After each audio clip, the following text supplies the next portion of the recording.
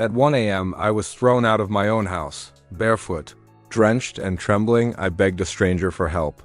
He stared at me coldly, pulled out his phone, and started recording. My husband slammed the door shut behind me, turning off all the lights. I stood there, wrapped only in a towel, crying as the security guard laughed and filmed me too. Nobody offered help. They just watched. But they would never forget what happened after that night. Before I reveal everything, please support this channel, like, share, and subscribe. If you've ever felt small, broken, or completely alone, know that you're not alone. My name is Chloe. I'm 34 years old. I used to be a teacher, quiet, reserved. People said I was lucky. I had a handsome husband, Gareth, a wealthy man working in real estate. From the outside, our life seemed flawless. But behind closed doors, it was nothing like that. One day, I found bright red lipstick in Gareth's hair. I never wore red. I confronted him about it that evening. He exploded. Screamed at me for being ungrateful. I pay for everything. Get out. He yelled. I had just stepped out of the shower, still wet. Without a moment's hesitation, he dragged me to the front door and shoved me outside. Barefoot, wearing nothing but a towel, frozen in shock, I stood there in the cold. The security guard, Dean, refused to help. Instead, he laughed and started filming me too. I begged him, please, can I just wait inside? He shook his head, smirking. You brought this on yourself. The door slammed shut behind me. The lights inside went out. No one stepped outside. Nobody said a word. They just watched like silent spectators. I had nowhere to go. No phone, no money. It felt like I had been completely erased, like I didn't exist anymore. For hours, I sat on the freezing pavement, shivering, crying. Not a single person stopped. No one even asked if I was all right.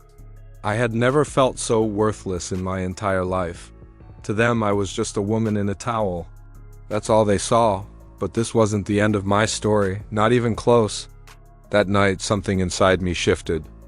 And for what they did to me, I would make sure they regretted it for the rest of their lives.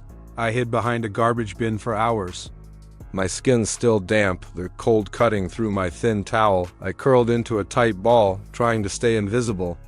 Tears streamed down my face, blending with the dirt on my cheeks. I called my sister, though we hadn't spoken in years. No answer. I tried again. Still nothing. I messaged 2 old friends. No reply. I was utterly alone. And honestly, I wasn't supposed to survive that night. Around 5 a.m., the streets grew silent, except for the soft swishing of a mop across the tiled floor. A woman, maybe in her 50s, noticed me. Her name was Martry. She didn't ask many questions. She just paused, observed me, then quietly walked away. I assumed she would call security. But instead, she returned holding an old gray hoodie and slipped a $5 bill into my hand.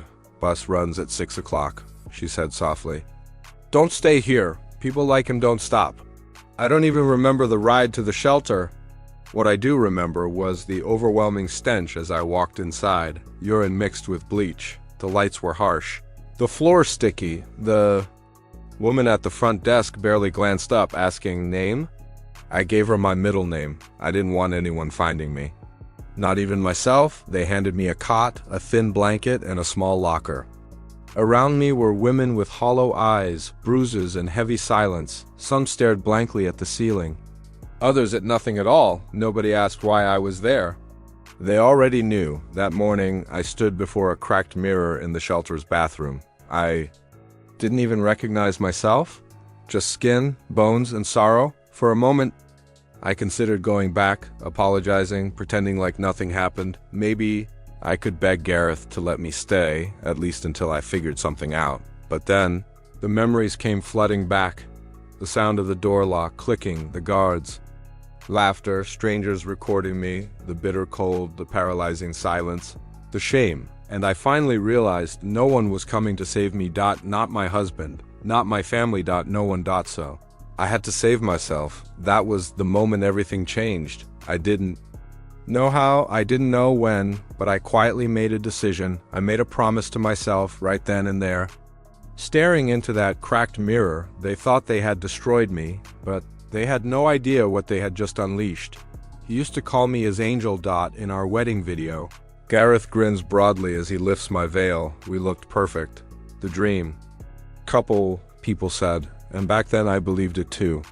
Completely, but looking back now, I can see all the warning signs. The small things he started with, he'd say, "Your sister doesn't really understand us."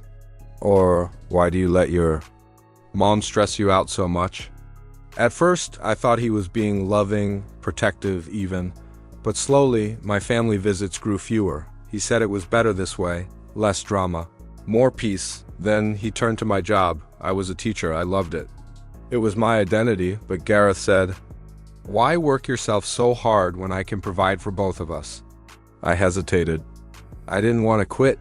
He kissed my forehead gently, whispering, "I just want to spoil you. You're not like other women, you're soft, kind. You deserve to rest." And so I gave in. I handed in my resignation, letting go of the one place that still felt like mine. Soon after, I no longer had my own bank account. "It just makes sense for everything to go through me," he said. "It's easier. Less for you to worry about." He gave me a credit card with a set allowance and told me not to bother him about finances. Unless it was important, he praised me for staying silent during our arguments. He called me loyal when I ignored his lies. "You're different from the rest," he'd whisper. "You trust me." And I believed that meant he loved me more than anything, but now I know it meant he was ensuring I'd never leave. Over time, I stopped making my own choices. I asked permission before buying shoes. I drifted away from old friends. I even changed how I dressed. He didn't like certain colors or fits. I just wanted peace. I just wanted him happy, but somewhere along the way, I disappeared. My voice, my confidence, my dreams all faded away. I became a shadow, living only for him, invisible in my own life. And it took being thrown into the street wearing nothing but a towel to finally see the truth. It wasn't love. It was control. It was 10 years of manipulation. The very next day, I tried calling my phone provider to recover my number. They told me the account had been closed by the primary holder. Gareth. My name wasn't even listed anymore. I attempted to log into our joint bank account. The password no longer worked. When I called, the bank informed me the account was frozen for security concerns. Once again, I wasn't authorized. I didn't exist. No phone. No money, no address. No ID. I was living in a borrowed basement room offered by a kind woman from the shelter. The walls were damp, the mattress thin, a single bulb flickered and buzzed, casting weak light. I felt like a ghost, a woman nobody could see. Then I saw what Gareth posted online. Prayers needed during this difficult time. Chloe's mental health crisis has been hard on all of us. Please respect our privacy. In an instant, he flipped the entire narrative. The comments flooded in. "Poor guy. Hope he's okay. She sounds unstable. Classic psycho wife." I stared at the screen in disbelief. He hadn't just locked me out of my life. He had replaced me with a lie. He made himself the victim. And people believed him without question. No one asked where I was. No one wondered why only his voice was being heard. I screamed into the pillow on that basement bed until my throat burned raw. I wanted to smash the phone. Punch through the wall. I desperately wanted someone, anyone, to see what was truly happening, but no one did. The likes, the comments, the shares, they kept coming. With just a few clicks, he deleted me. He took my voice, my truth, and rewrote the story to fit his version. No one cared to dig deeper. I wasn't just abandoned, I was erased. I lay there for hours, staring up at the ceiling, asking myself how I ended up here. I wasn't perfect, but I wasn't crazy. I wasn't broken when I married him. Once I was full of life, full of hope. But Gareth took that piece by piece until there was nothing left. And when he was done stripping me down, he made sure the world saw me as the villain. He erased me, but he forgot one thing. Women like me, we don't stay gone forever, and I was finished being silent 3 days later. The video appeared on TikTok. I hadn't seen it yet, but I could feel the shift. People at the shelter started whispering. Even the way they looked at me changed. One evening, a volunteer handed me her phone and said softly, "Is this you?" I froze. On the screen, there I was, barefoot, drenched, crying, wrapped in that towel, pleading with the security guard for help. Of course he had filmed it. Of course. The caption read, "Crazy woman kicked out by husband." Over 2 million views, and the comments. They were worse than the cold. Yikes, where's her dignity? She must have deserved it. Should have picked better. Looks like she's on something. I locked myself inside the shelter bathroom and vomited into the grimy toilet. My knees slammed against the tile as my entire body shook. I couldn't believe this was my reality. I had lost everything. Now, even my privacy was gone. Strangers were mocking my pain, turning my trauma into viral entertainment. I felt like I was drowning, and the world was cheering it on. Sitting on the floor, I scrolled through the hate-filled comments, each word cut deeper than the last. And then, buried among the cruelty, there it was. This feels off. Why is no one asking why she's in a towel? One comment. One stranger who saw what no one else dared to question. Not what's wrong with her, but what happened to her. I stared at that comment for a long time. It was the first time anyone asked the right question. That small sentence lit a spark inside me. I wasn't crazy. I wasn't wrong. I had been thrown out. Humiliated, lied about, but I wasn't invisible anymore. Someone had noticed, and if one person could see through Gareth's lie, maybe others could too. The video meant to shame me had accidentally become my evidence, a starting point. Gareth thought he destroyed me that night, but instead he handed me a weapon. He filmed me to erase me, but I was going to use that same video to finally be seen. For 3 months, I disappeared. No updates. No posts. No responses.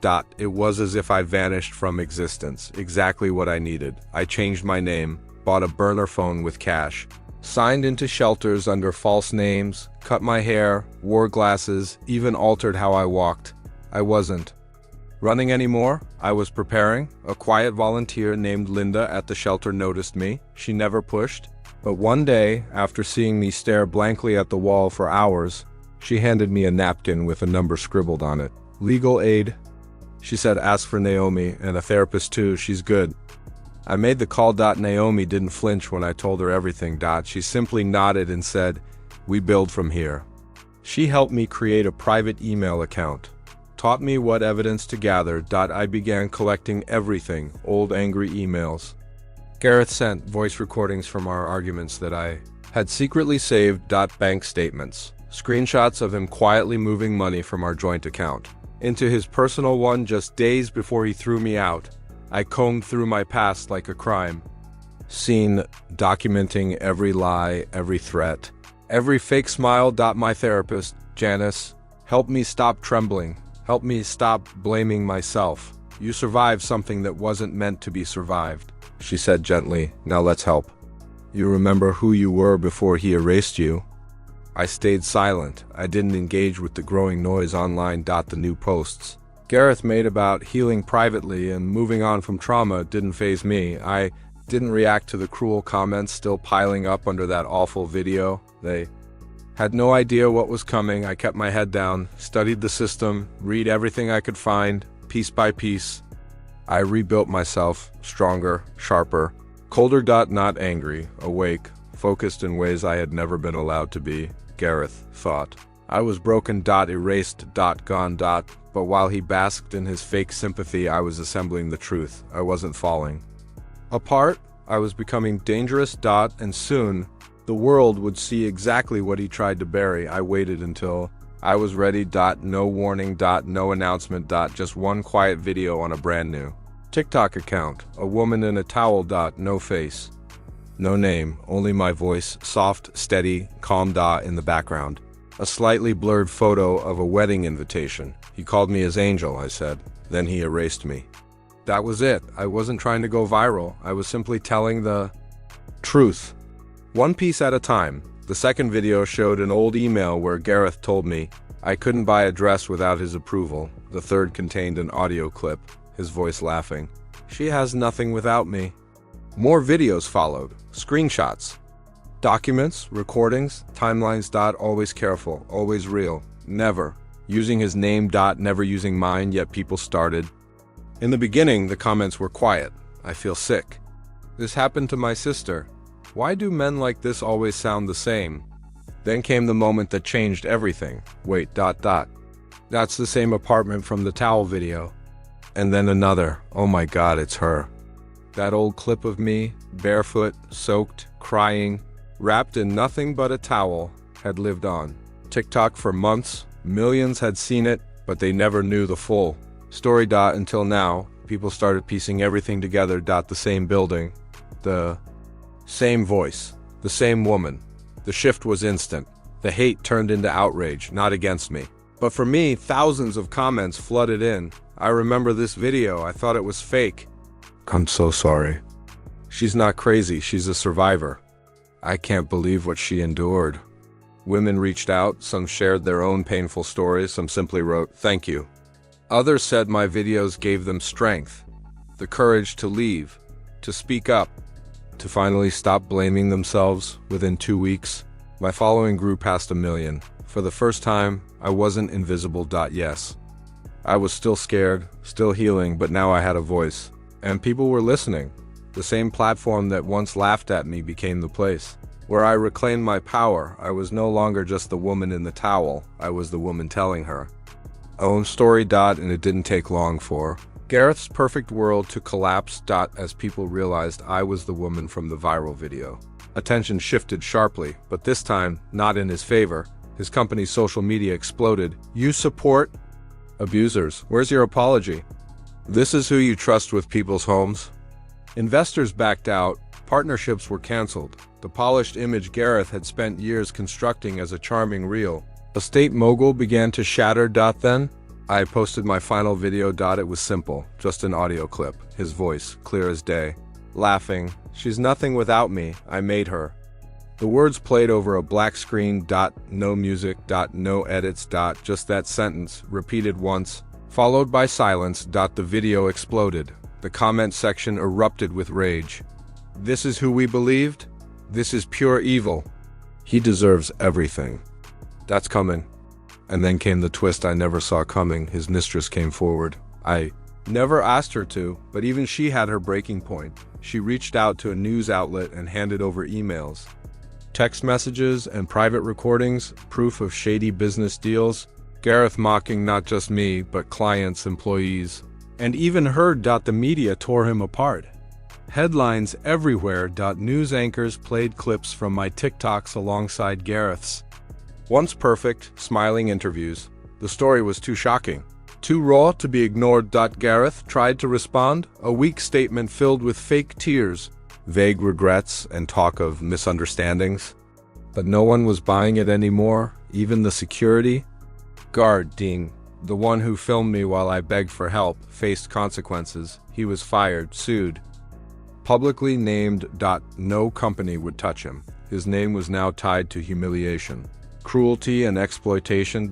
Just like Gareth's, everything they had built on my silence was falling apart. Because I refused to stay quiet, I didn't scream, I didn't curse, I didn't even show my face for most of it. I just told the truth, and the truth was louder than any lie. Their power had always come from making me feel small, but they forgot. When a woman has nothing left to lose, she becomes something else entirely, unstoppable. The day I stood in court and heard the words, judgment in her favor, I didn't cry, I didn't even smile, I just breathed, steady, deep, like I was finally waking up after holding my breath for years. I won the civil suit. Gareth was forced to hand over everything he tried to steal. Our joint assets. The accounts he locked me out of, the properties he thought I'd never see again. I got it all back, not because he gave it to me, but because I fought. Quietly. Patiently. Completely. I reclaimed my legal identity, my name, my records, everything he tried to erase. It was like picking up shards of a shattered mirror and, for the first time, seeing my full reflection again. And then, finally, I turned on the camera and showed my face. No blur. No hiding. Just me. The same voice that had told my story in pieces now spoke clearly. This is the face of a woman who was supposed to disappear. The video went viral instantly, but this time, the comments were different. I remember the towel video. "I can't believe this is her. She survived everything and still stands with grace. I wish my mom had a voice like hers." The interview requests flooded in podcasts, news outlets, talk shows. People wanted to hear not just what had happened to me, but how I fought back, how I rebuilt.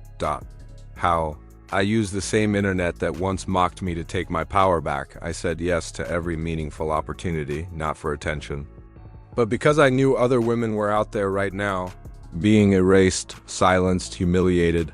Just as I had been, I wanted them to know. Survival isn't weakness. Rebuilding doesn't mean pretending it didn't happen. It means standing inside your story and declaring, I'm still here. Gareth took years from me, love, trust, identity. But he didn't win. I didn't just survive. I became a voice for every woman who feared her story didn't matter. Now they know it does. One last time. I walked into the flat. It was silent. Empty. Cold. Nothing. Like the place I once called home. Gareth was long gone. The furniture cleared out. No. Fake smiles. No cameras. No lies. Just silence. Each step echoed through the space where he screamed at me, where I had begged, where he shoved me barefoot and dripping into the night. I walked to the bathroom. Mirror was still there. For a moment, I saw her, the scared woman I used to be, the one who believed love meant survival, the one who stayed too long, hoping he'd change, but that woman didn't exist anymore. Then, I saw it, hanging on the back of the door, one towel. White. Soft. Innocent. Just a towel, but filled with so much pain. I took it down, folded it gently, and placed it inside a box labeled evidence. Because that's what it was. Proof. Memory. Power. I closed the box with steady hands. No tears. No anger. Just peace. The kind of peace that only comes after surviving something designed to destroy you. That towel once represented my shame. Now it marked the beginning of my story. Do you think Chloe was right to return to the flat one last time? Or should she have left that chapter closed? Share your thoughts in the comments. Every journey to healing looks different.